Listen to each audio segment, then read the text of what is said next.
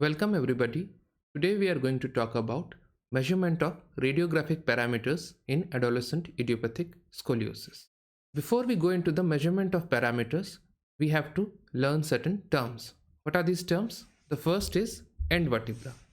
End vertebra is the most tilted vertebra towards the concavity of the curve at the cephalad and caudal end of the curve. So, at the cephalad and caudal end of the curve, the vertebra which is most tilted towards the concavity of the curve is the end vertebra.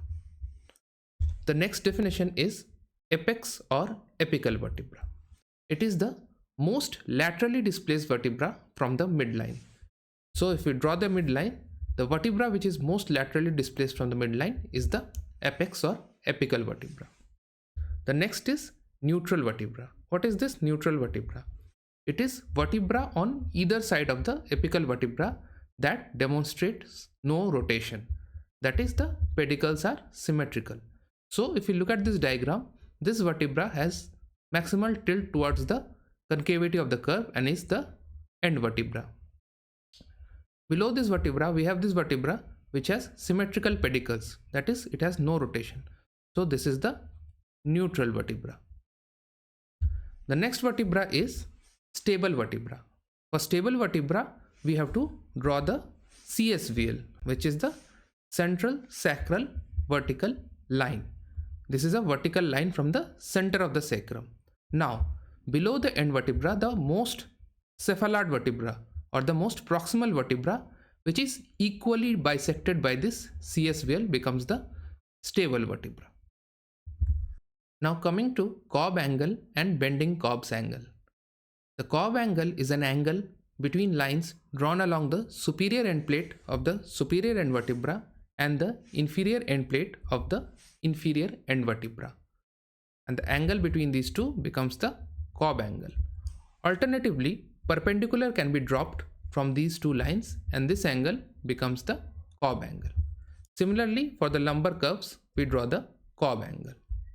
Now, we come to the bending Cobb angle. What is bending Cobb angle? It is the Cobb angle on bending towards the convex side of the curve. So for this curve, when the patient bends to this side, the Cobb angle becomes the bending Cobb angle. Similarly, for this curve, when the patient bends to this side, the Cobb angle measured becomes the bending Cobb angle.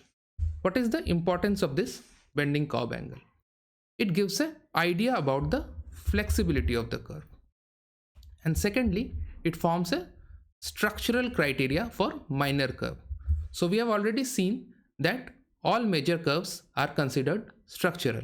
But for minor curve, if the bending Cobb is greater than or equal to 25 degree, the minor curve is considered structural. Now coming to assessment of vertebral rotation. The grading used is the Nash and Moe grading system. It is graded as grade 0 or grade neutral when both the convex and the concave pedicles are symmetrical and equidistant from the center. For further grades, the half of the vertebra is divided into 3 equal segments. Grade 1 is when the convex pedicle is asymmetrical compared to the concave pedicle. However, it still lies within the first segment.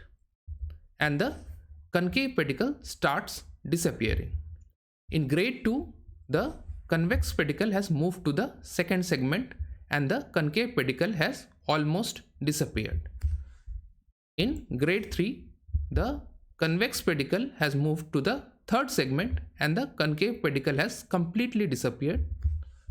And in grade 4, the convex pedicle has crossed the midline.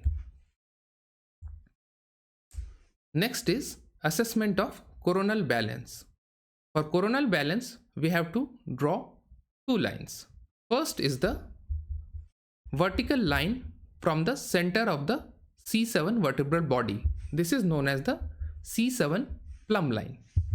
Second is the CSVL or the central sacral vertical line. Now, if these 2 lines are perfectly aligned, this is a case of perfect coronal balance.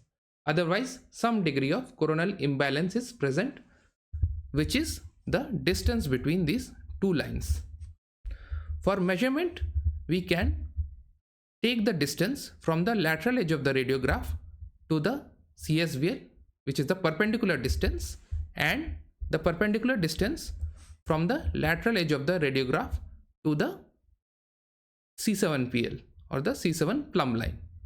Now, the difference between these two is the amount of coronal decompensation, and the direction dictates the sign. So by convention, the left side is taken as negative and the right side is taken as positive. This means if the C7 plumb line is to the left of CSVL, the distance is expressed as -x, whereas if the C7PL was to the right of CSVL, it would have been expressed as +x. Coming to apical vertebral translation or AVT. This is the distance of the center of the apical vertebra from the midline. For this, again, we draw the C7 plumb line and the CSVL. Now, if these two are perfectly aligned, we take the distance of the center of the apical vertebra to the line, the central line. However, if like in this case, these two lines are different, then for thoracic curve, the distance from the C7 plumb line to the center is taken, and for thoracolumbar and lumbar curve, the distance from the CSVL is taken as the AVT. Now coming to thoracic and lumbar sagittal alignment. For this, we draw the kyphosis and lordosis angles. The thoracic kyphosis is measured between the superior end plate of T2 and the inferior end of T12. For proximal thoracic, T2 to T5 is taken. For mid thoracic, T5 to T12 is taken. The angle is drawn similar to that in Cobb's method, and perpendiculars may be dropped to draw the angle. For thoracolumbar, T10 to L2 is taken.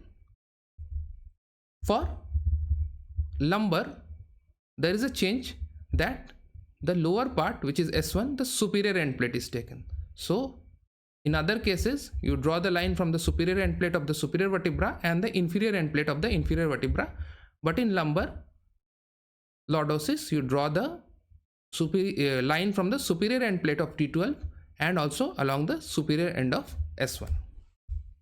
Now coming to sagittal balance or sagittal vertical axis. For this, we draw the C7 plumb line in the lateral view. This is a vertical line from the center of the C7, and we see its relationship with the postero-superior corner of S1. Now, the distance between these two is expressed as the sagittal vertical axis. So, if this line passes through the postero-superior corner, we have perfect sagittal balance.